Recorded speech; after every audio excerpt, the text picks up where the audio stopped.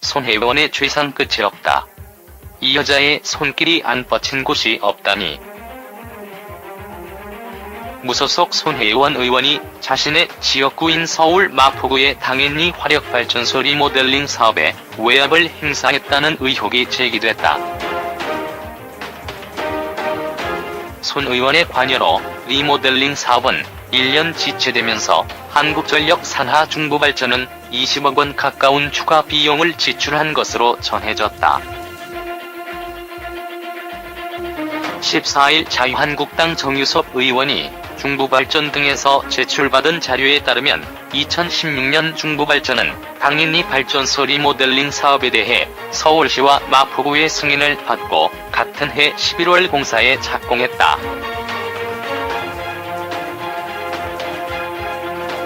그러나 손 의원은 2017년 2월부터 중부발전의 리모델링 사업 관련 자료를 요구하기 시작했다.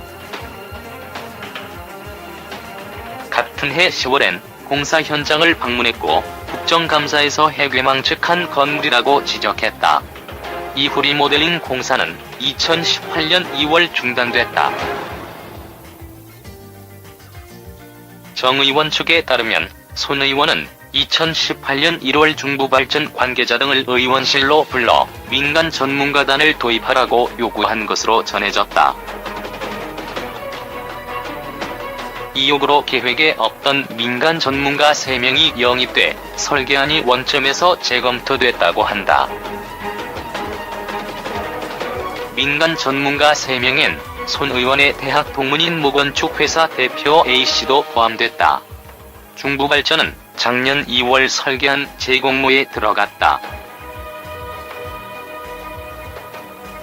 A씨는 대학 교수, 건축가 등으로 이루어진 심사위원회에 들어가 B사의 설계안에 최고점을 줬다.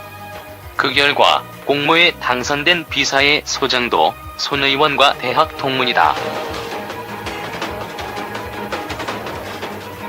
그러나 B사 설계안대로 공사를 하려면 당초 131억 원이었던 공사비가 383억 원으로 3배 가까이 늘게 돼 중부발전은 결국 원안대로 공사를 하기로 했다. 중부발전 자료에 따르면 공사가 중단된 1년 동안 전문가 인건비 5천만 원, 설계 용역비 등 10억 원, 공사 지체 비용 7억 원 등 20억 원 가까운 비용이 들어갔다. 정 의원은 손 의원이 대학 동문인 A씨와 B사에 일감을 주기 위해 외압을 행사한 것 아닌지 밝혀야 한다고 했다.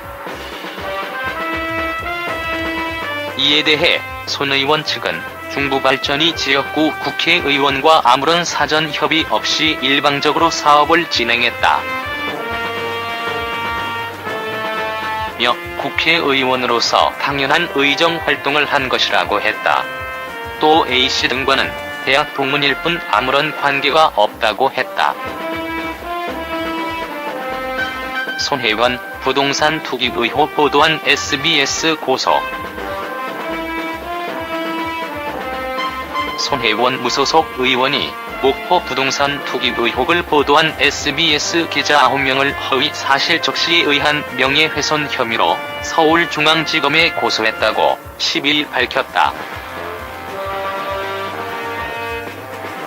SBS는 손 의원에 관한 자사 보도가 합리적 근거를 갖고 문제 제기를 한 것이라는 입장이다.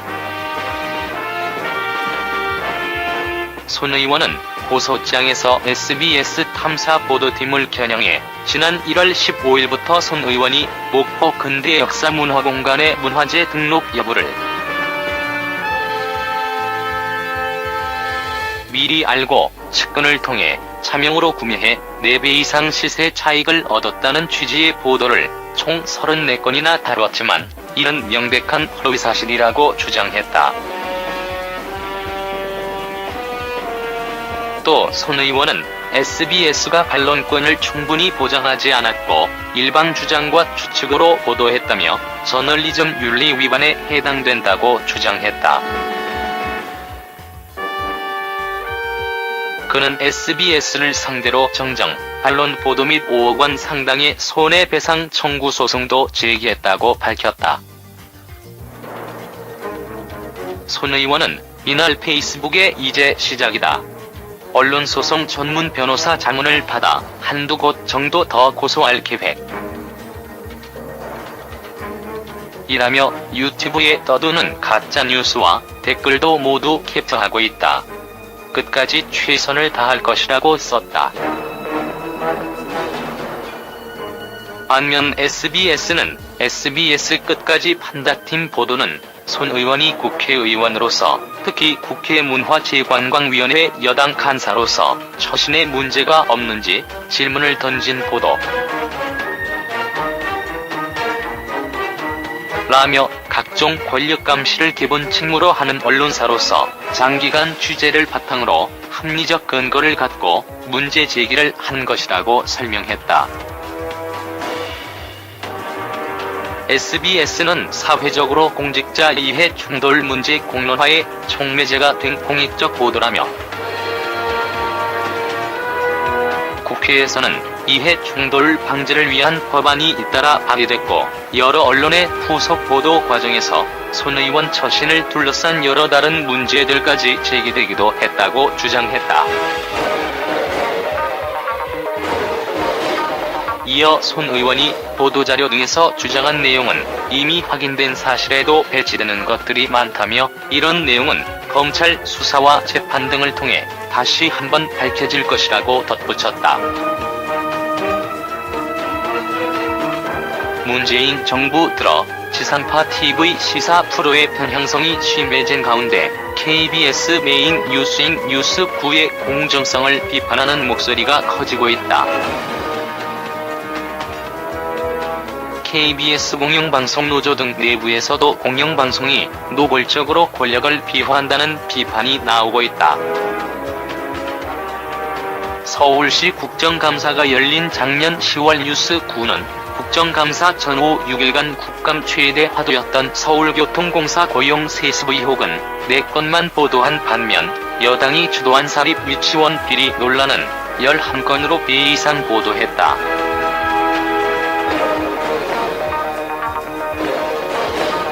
손 의원 당시 더불어민주당 의원의 목포 부동산 투기 의혹이 불거진 다음 날인 지난달 16일에는 손 의원을 대변하는 듯한 보도를 한 꼭지 내보냈다.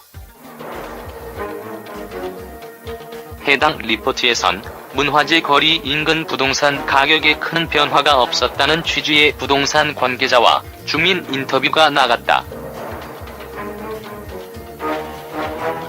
뒤이어 손 의원의 반박, 해명 내용을 내보냈다. 18일에는 손 의원을 뉴스9 스튜디오에 불러 박물관을 옮겨와 기증하려는 목적이었다. 이익을 추구한 사람은 없다는 해명을 내보냈다. 초선 국회의원이 자신의 개인 의혹이 제기된 사건에 대해 KBS 메인 뉴스에서 할애받은 시간은 무려 10분. 이는 일반 뉴스 5건 이상을 보도할 수 있는 시간으로 과거 정권에서도 볼 수 없었던 보도 행태라는 지적을 받았다. 뉴스9가 이번 달 들어 5꼭지 이상을 편성한 이슈는 지난 6일과 9일 보도한 미북 정상회담뿐이다. 시청자 게시판에는 정권이 바뀌면 다시 그 정권 입맛에 맞게 보도할 것인가, 손 의원에게 면죄부를 주려 하느냐는 비판 글들이 올라왔다. KBS는 김태우 전 검찰 수사관의 폭로에 대해서도 소극적이었다. KBS 공영방송노조에 따르면 지난해 12월 15일부터 올해 1월 3일까지 뉴스9는 김 전 수사관 관련 보도를 23회 내보냈다.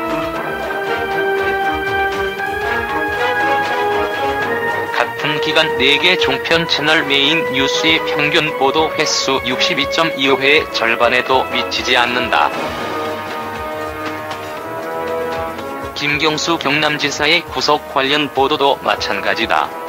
공영방송노조는 지난 11일 성명에서 KBS는 설 연휴가 시작된 2월 1일부터 10일까지 김경수 경남지사와 관련된 보도를 하지 않았다고 비판했다. 실제로 뉴스9는 지난 1일 성창호 부장판사 비판에 대한 김명수 대법원장 발언과 정치권 반응을 한 곡지씩 전한 뒤 추가 보도를 하지 않았다. 지난달 30일 뉴스주민 코너에서 황교안 전 총리 캠프 사무실이 504호라는 사실과 박근혜 전 대통령의 수인번호 503을 엮어 2분 50초나 방송한 것도 가십을 이용한 야당 흠집 내기란 비판을 받고 있다.